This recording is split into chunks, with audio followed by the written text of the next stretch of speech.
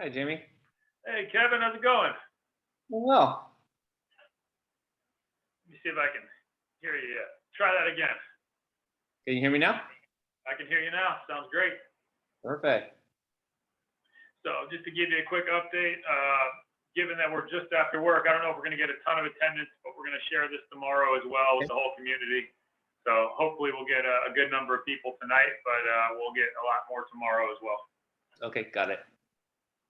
And then Jamie, if it's okay, I have a hard stop at 6. Of course, absolutely. Okay.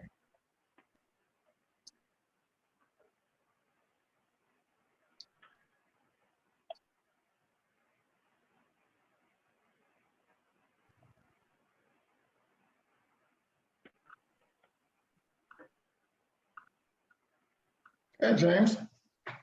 Steve, how are you, sir? Okay, overworked, underpaid.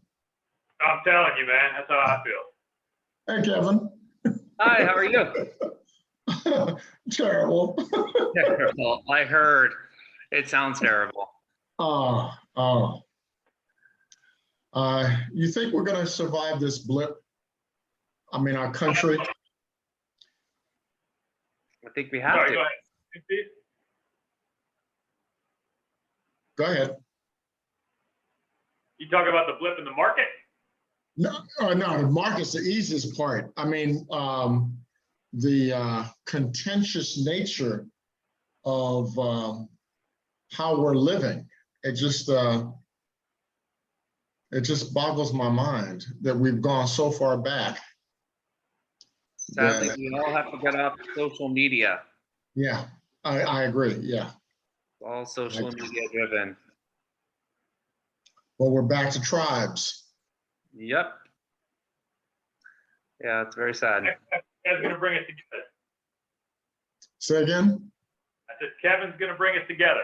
Oh, Yeah. okay. Oh, all right. All right. Yeah, come on. We have a positive future here. So that's the goal. I'm excited. Well, I'll tell you what, we can kick it off, Kevin, if you're ready. I know for the folks who are joining us, Kevin has a hard stop at 6 o'clock, and I want to make sure he has as much time as he needs. So, Kevin, I'll leave it to you if we should wait 2 or 3 more minutes or just kick it off. Yeah, why don't we wait just one more minute and then we can kick it off, Jamie? And I appreciate the opportunity. You got plenty to say. All right. Okay, well, everyone, again, Jamie, thank you so much for inviting me here, and really honored to be speaking with everyone here at NuRiver Landing. I'm Kevin Cochrane, and as you know, what's that? Can I jump in for 2 seconds? Yeah, please.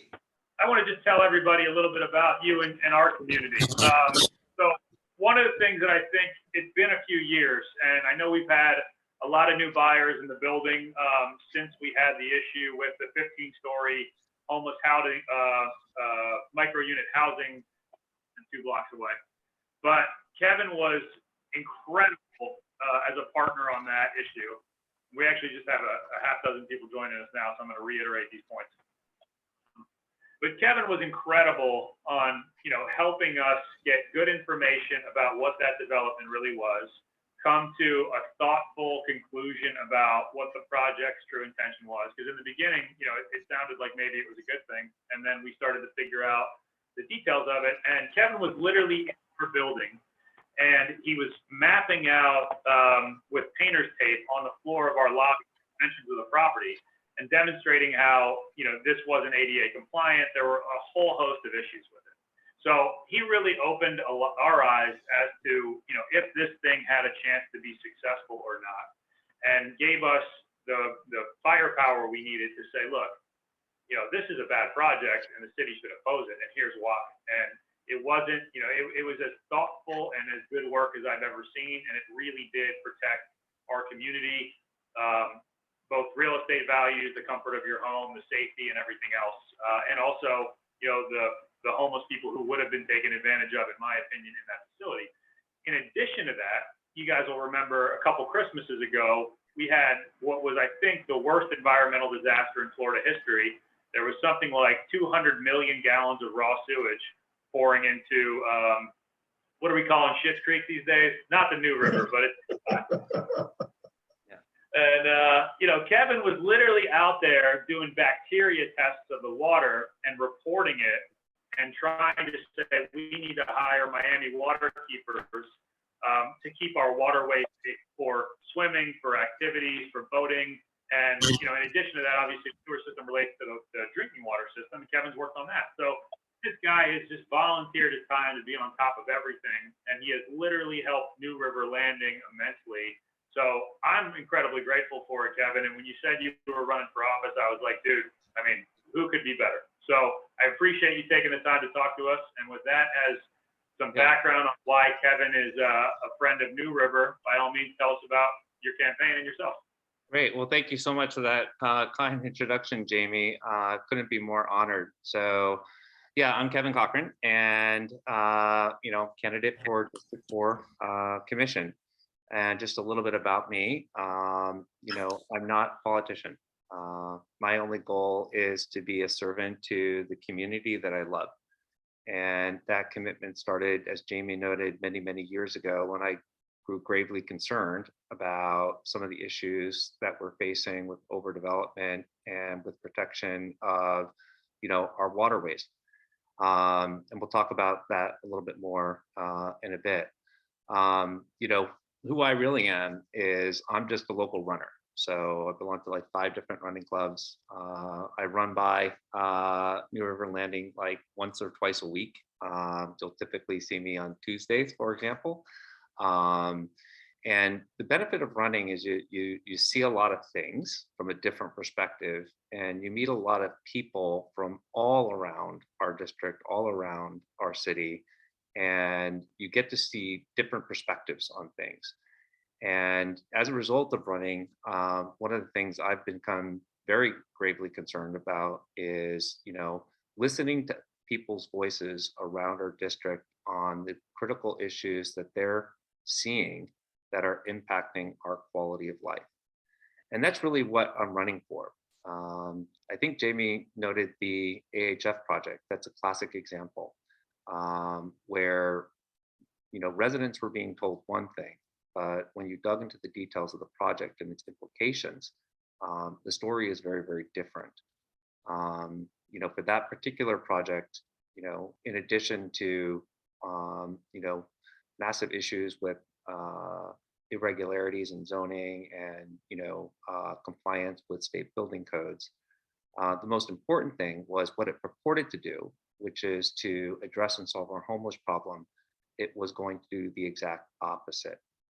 One of the things, not to dive too deeply, when you're dealing with the homeless situation, is you got to remember every single human being is driven by 3 things: hope, purpose, and community.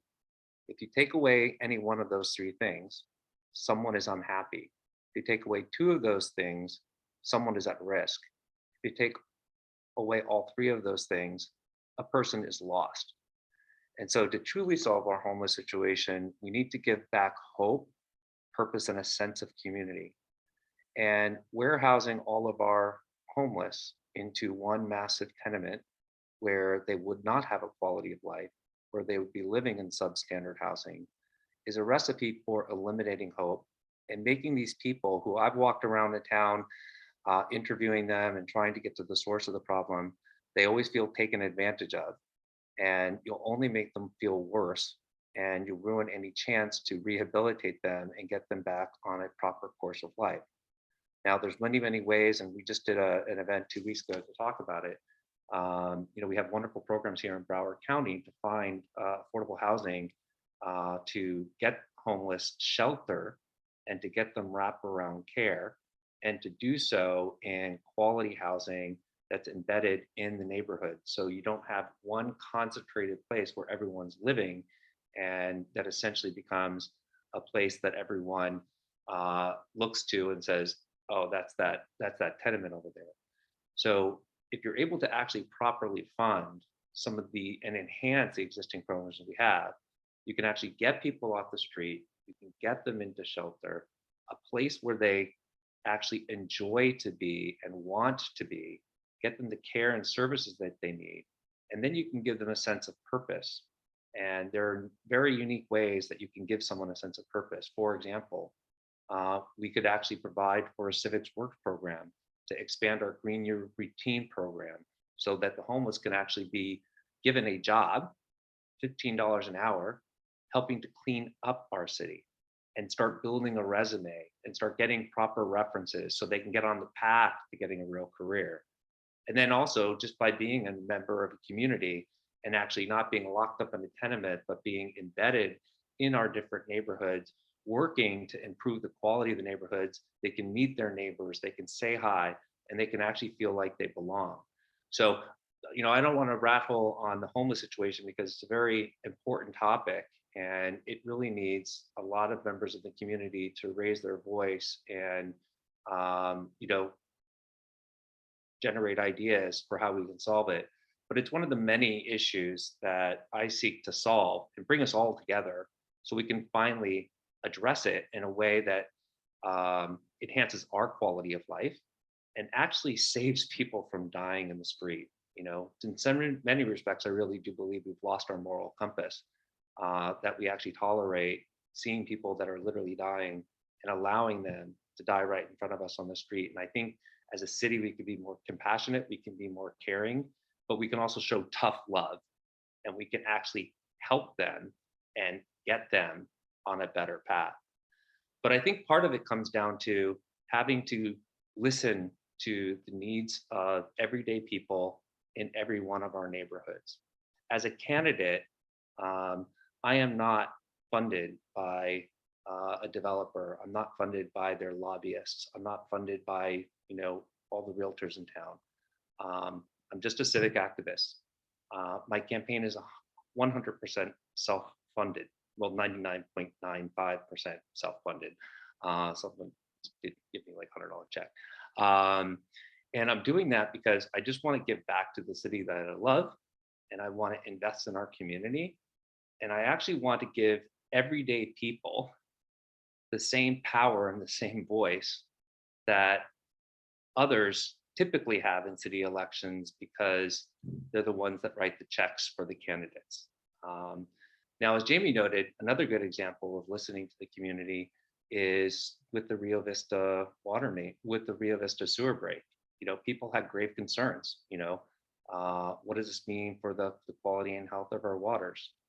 No one could get answers. There was no testing of the waters. What testing was done? Would it be published? It took weeks to extract that information from the city, beg them to publish it. So we wound up having to just do it ourselves. At the end of the day, if a citizen has a concern, they have a right to be heard and they have a right to a resolution of the problem. Now, by day, I'm a software executive. So I've built multiple companies, billion-dollar businesses, taken companies public, sold companies. And as a software executive, my greatest commitment and reason for my success is my commitment to customer success. So what I do is I connect with customers. I listen to their stories. I connect with their pain and I document their requirements and I put in place a roadmap to build release after release of software so I can help them make them happier, I can help them make them more productive, and I can help them achieve their business goals. I think that same mentality needs to be brought to City Hall, which is everyday citizens, not just a developer who writes bundles $1,000 checks. Everyday citizens need their voice heard, and my only job is to be your representative, document your requirements, understand your pain, and then fight like mad to help you achieve the outcomes that you seek to achieve. So I've been walking all around the city and talking to a lot of people, and people still have a great deal of concerns over the state of our city and all of the development that's taken place. Now, development's a very good thing for all of us, so long as development is actually managed and actually planned. And unfortunately, I think what we see is a lack of planning on how to best manage growth. Celebrating a new building is wonderful if and only if that new building it has some way to mitigate traffic congestion, or the pipes underneath that building are first upgraded and added capacity to handle the additional workload that that building is going to put on it. And that lack of planning is what I see still remains a problem in City Hall. You know, infrastructure is not a sexy thing. It doesn't make for the greatest photo ops. And it's tough work to think through what investments need to be made now to support the next cycle of growth that we're going to be seeing around our city and then downtown in particular. But that hard planning is the responsibility of city officials and elected officials, and something that I'd like to bring to the table. You know, by day, again, I'm a software executive, so I've built some of the most complex enterprise software systems in the world. And, you know, my current company, a cloud computing company, we have 100% uptime SLA, service level agreement. There's zero downtime ever. And that's the way our public utilities should work. There should be zero downtime. It's tough to plan all of the investments that we need to make in order to guarantee that. But nevertheless, it can be done, because where there is a will, there is a way.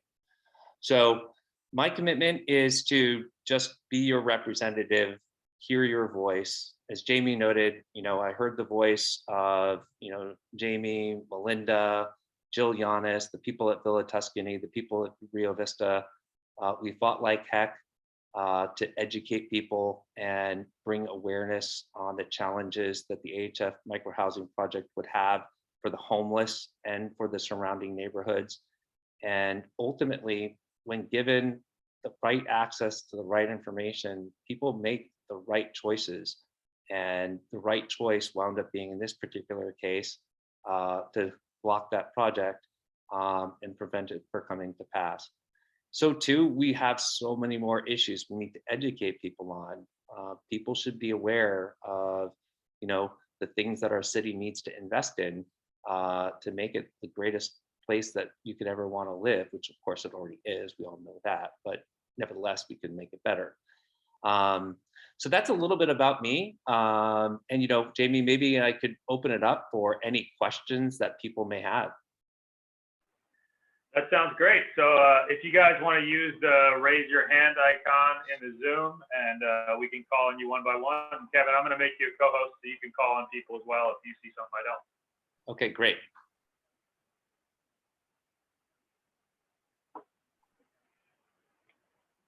Okay, I am now co-host.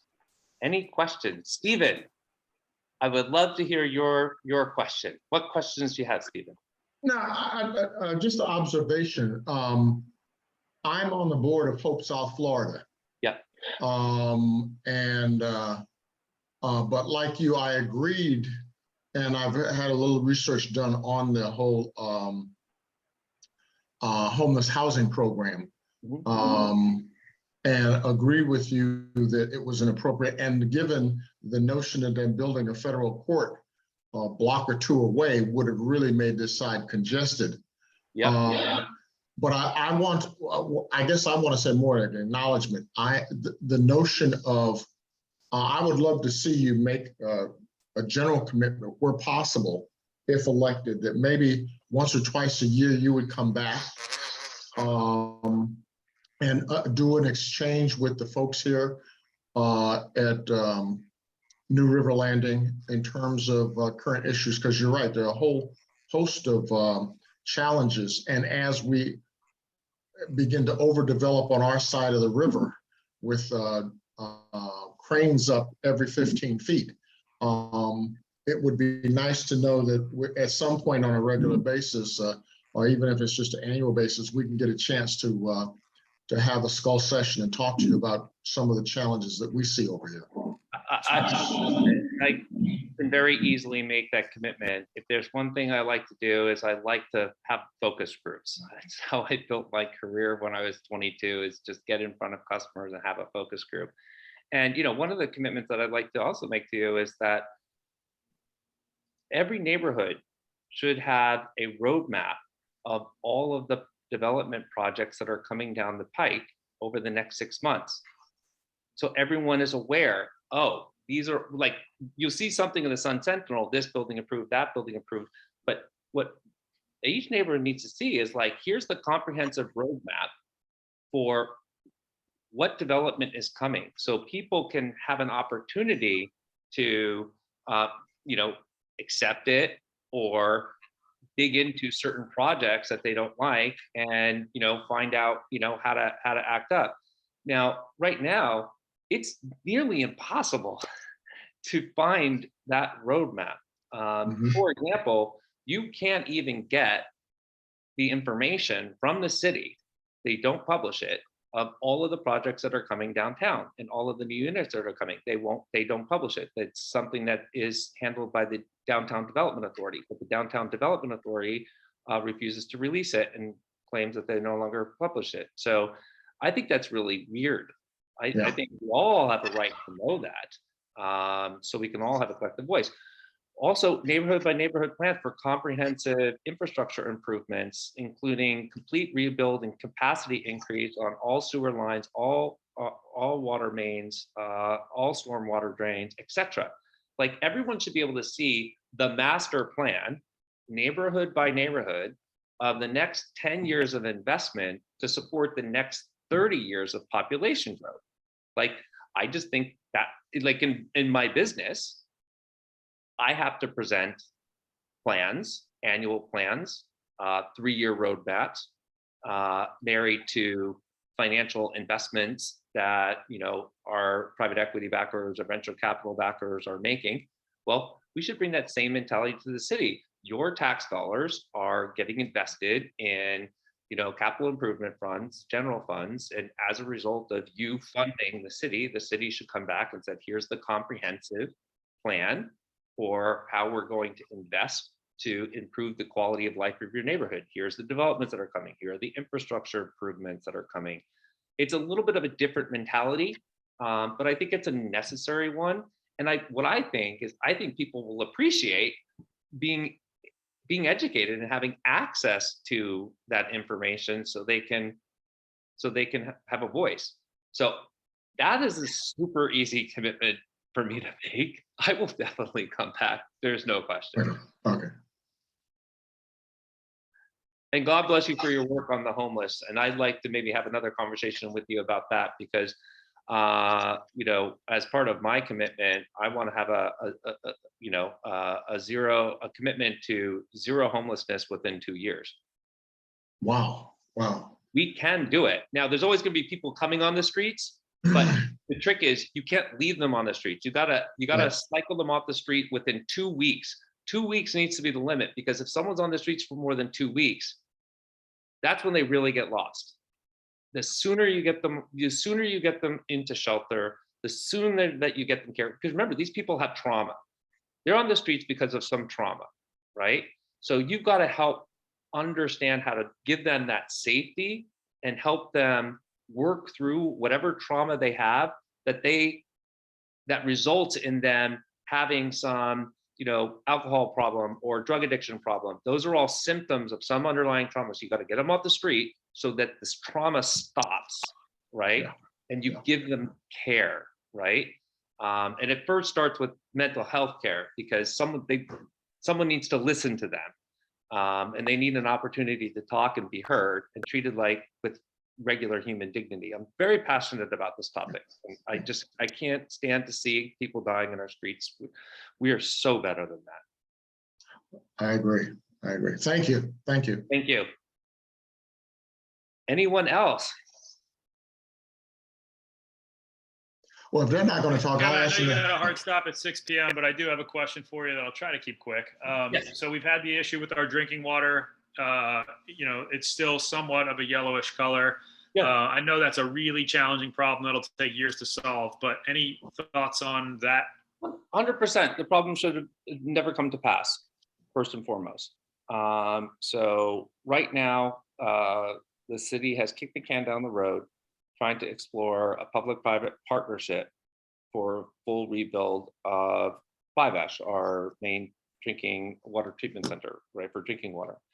At the end of the day, there was an initial report that was done by someone called the Reese report. And the Reese report basically determined that if you bring to bear the best available technology, you could refurbish Five Ash, and you can do it in half the time it would take to build a new facility, and it would only cost like $170 million, okay? But for whatever reason that I don't understand, the city is just hell-bent on finding a way to build an entirely new plant, whose initial cost was $435 million, and now it has escalated to $650 million. So what I would say is take half the time and save $500 million and refurbish our existing plant with the best available technology, keep a public utility under public control as opposed to privatizing it, okay? And I'm a big private enterprise guy, mind you, I'm an entrepreneur, but public utilities are for the public purpose. And I don't really believe profit margins should come into play when we're talking about critical infrastructure like our water supply. That is one area where I firmly believe the public good is only served when the public is fully in control of those facilities.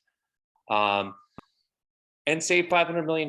That $500 million needs to get invested in rebuilding all of our water pipes. You know, right now, there's a lot of projects going on, fixing sewer pipes and water pipes. Every pipe needs to get rebuilt, like neighborhood by neighborhood.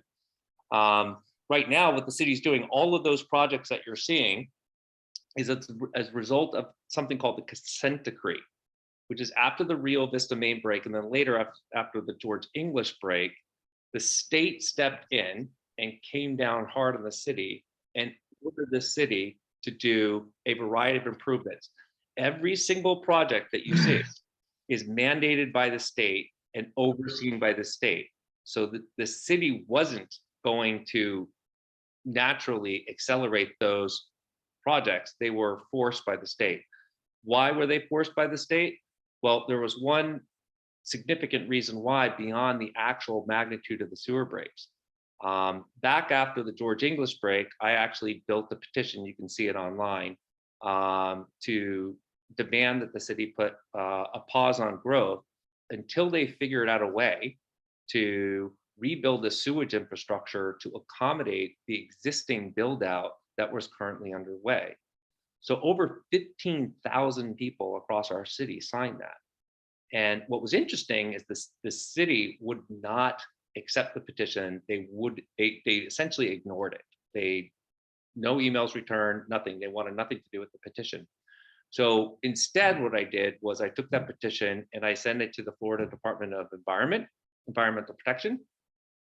And every day, working, Jamie, with you and others like Jeff Maggio and the fishing community, and we were just documenting all of the things that were breaking day by day, water pipes, sewer pipes, and literally every day I was emailing the state, begging them to step in and asking for their help, because I did not believe that the city would naturally be aggressive enough to fully fund the critical infrastructure that was needed. The state ultimately did agree, and that's when the state stepped in and overrode the city and then demanded the list of projects that needed to get accelerated. So again, I think what that really points to is, sometimes, just listening to people, helping people really does matter. And in the case of the water treatment plant, that's just another example where I think our city's going in one direction. And frankly, I think everyone would prefer the city go in a different direction and, just simply refurbish what we have, save $500 million that desperately is needed elsewhere, and get a clean drinking water supply online much sooner. Yes, Michelle.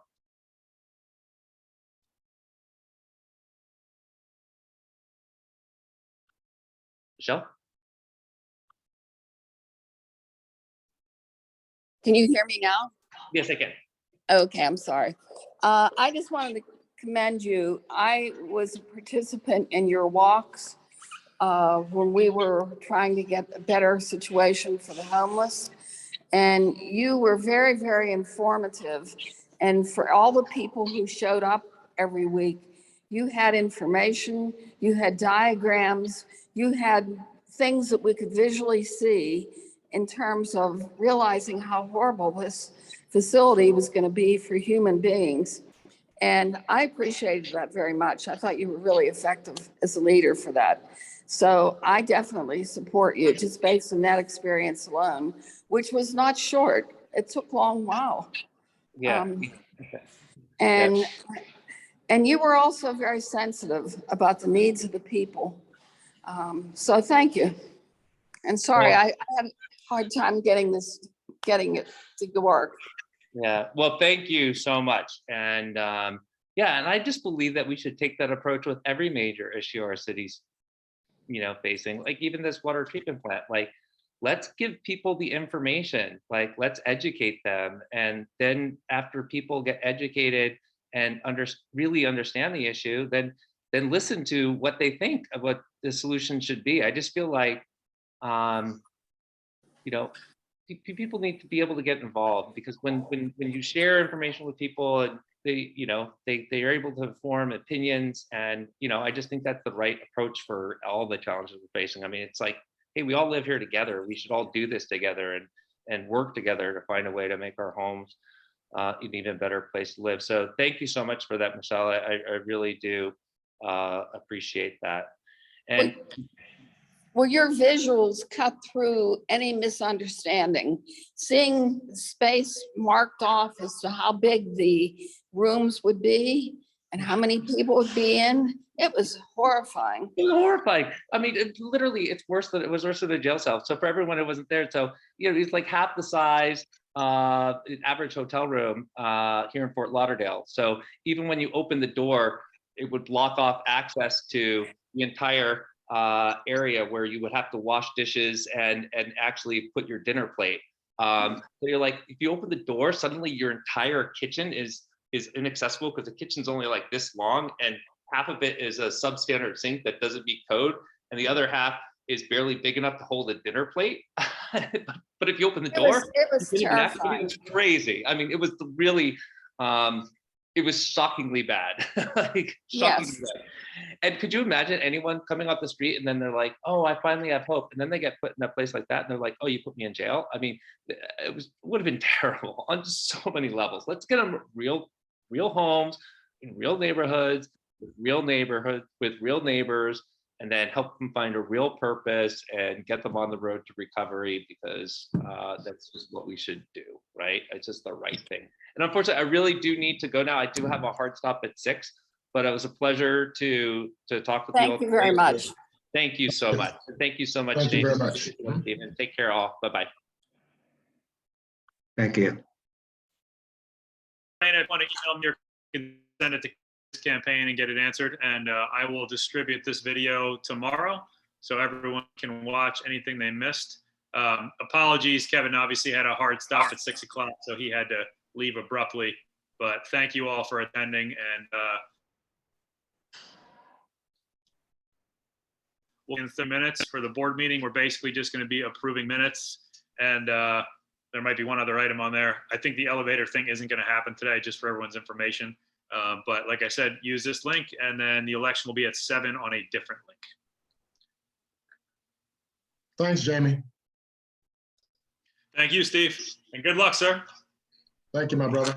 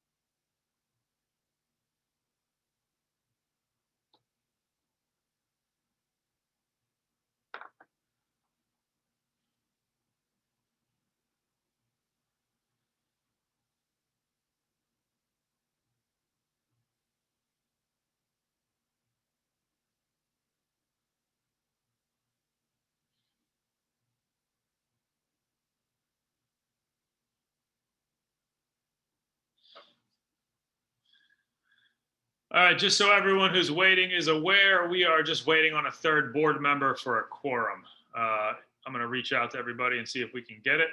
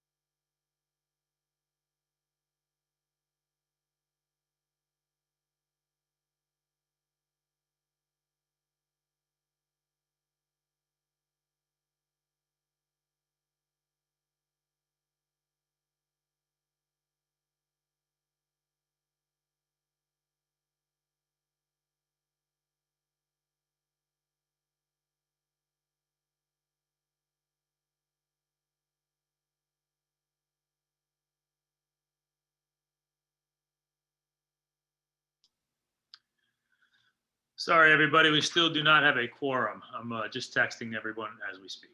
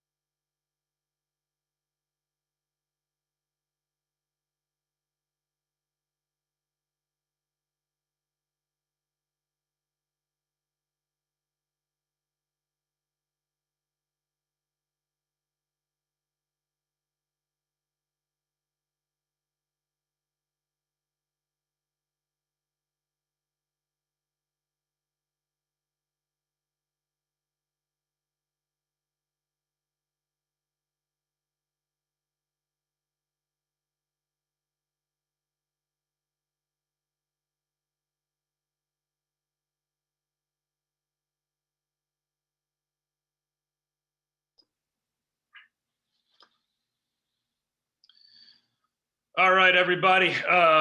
So the bad news is it doesn't look like we're getting responses from the other three members, and we need one of them to have a quorum to approve these minutes and move forward with the agenda. So unless one of these gentlemen either replies or jumps on, we won't have a meeting. I'm willing to wait a couple more minutes, and we'll keep our fingers crossed. Otherwise, we can try to make some of these corrections the next go around.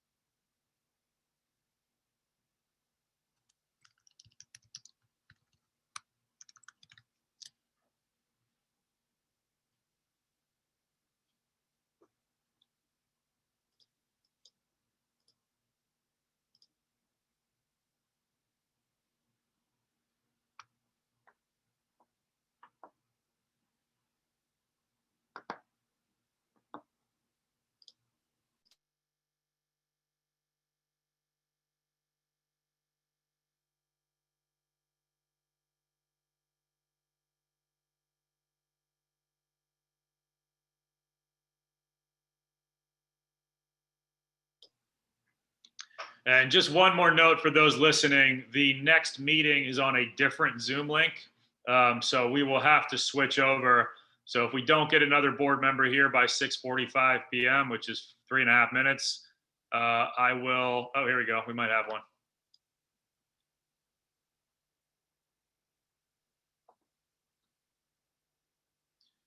Hey, Bobby, can you hear us?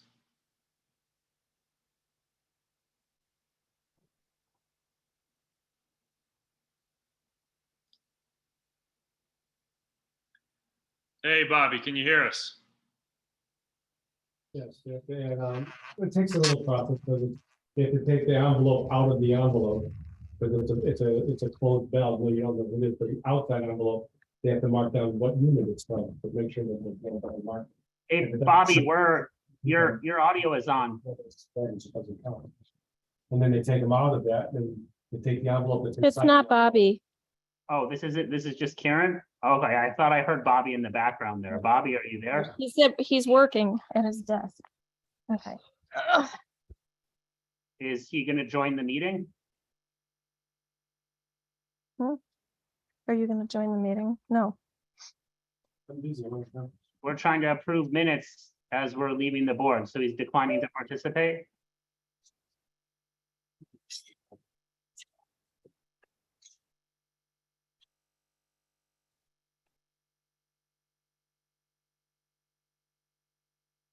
All right, well, at least we know where one board member is and he's declining to participate in the meeting. James, did you want to, I guess we're waiting 2 more minutes and then we'll just end this call because we don't have the quorum? Yeah, I think that's fair. Okay. Well, thank you, everybody else who tried to attend. I'm really looking forward to a good year this year. I wish I could remember the names of all the volunteers off the top of my head, both from this past year and from this coming year. But I see Anthony on here. I see Ian on here, obviously. Melinda's done incredible work for us. Mark Steinbach is here. Lisa Cheery's here. Just thank all you guys for the work you've done this year. That you're putting your names forward again in some cases for next year, and that you've been such important parts of this community. I hope next year's board can get a lot of things done, and I hope that at least we checked off a few things before this year ended. Obviously, I would have liked to do these minutes, but I'll try to stay involved as any way I can to assist this new group, and hopefully we have the most productive year ever in 2023. So thank you all, and as I mentioned, the next meeting is on a different Zoom link. And Jamie, congratulations on your retirement from the board and thank you for your many years of service. Very much appreciate it. Thank you. Absolutely. Have a lovely evening, everybody.